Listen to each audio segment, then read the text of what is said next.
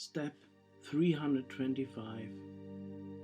The world is emerging into the greater community of worlds.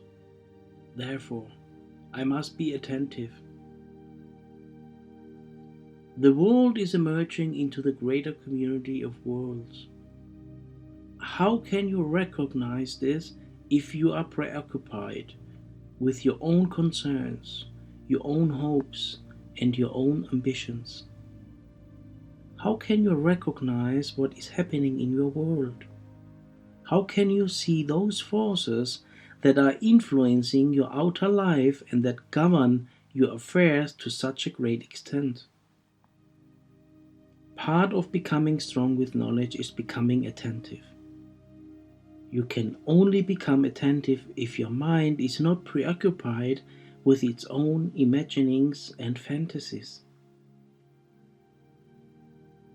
The world is preparing to emerge into the greater community of worlds, and this underlies its evolution and all of its advancements now.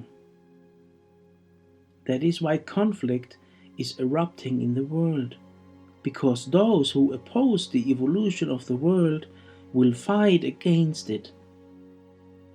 Those who wish to further the advancement of the world will attempt to fortify the goodness of humanity and the sense that humanity is one community that must nurture and support itself beyond all division of nation, race, religion, culture, and tribe. Thus, it is that you, who are becoming a representative and a recipient of knowledge, will fortify peace, unity, understanding, and compassion in the world. All this is part of the preparation of the world to emerge into the greater community of worlds, because this represents the evolution of the world. This represents knowledge within the world. Knowledge within the world does not foster conflict in any way.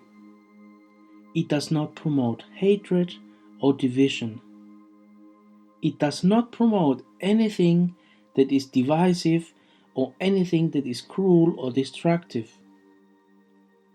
It is the collective experience of knowledge in the world that moves the world towards union and community.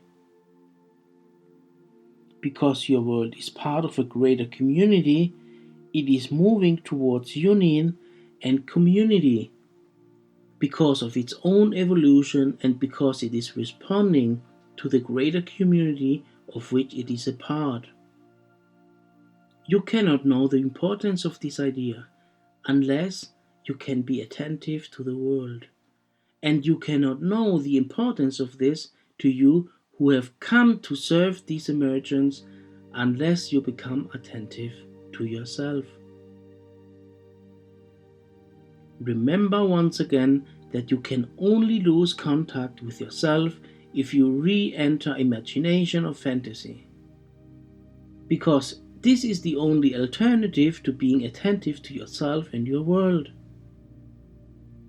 Awake from your dreams then and become attentive. Remember upon the hour to look upon the world without judgment, and you will see that the world is attempting to become one community, for it seeks to extend itself into the greater community.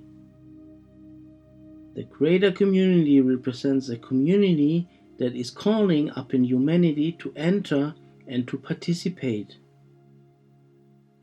You cannot understand the mechanism for this, for it is far too great for your eyes and for your mental capacity now. But the movement of this is so obvious and apparent if you will but look. Upon the hour, look, and in your deeper meditation practices, actively engage your mind in considering this idea. Today's practice is not a practice in stillness, but a practice in active and useful engagement of your mind. Consider your own response to today's idea. Take note of your thoughts for and against it. Take note of your anxieties, especially concerning the world becoming one community in its emergence and participation in the greater community. Take note of these things, for here you will understand that within yourself which supports your advancement and that which denies it. As you learn to look upon these things without condemnation, but with true objectivity, you will understand why the world is in conflict. You will understand this, and you will not see this with hatred, malice, or envy. You will see this with understanding and compassion. This will teach you then how you must learn to work in the world so that you may fulfill your purpose here.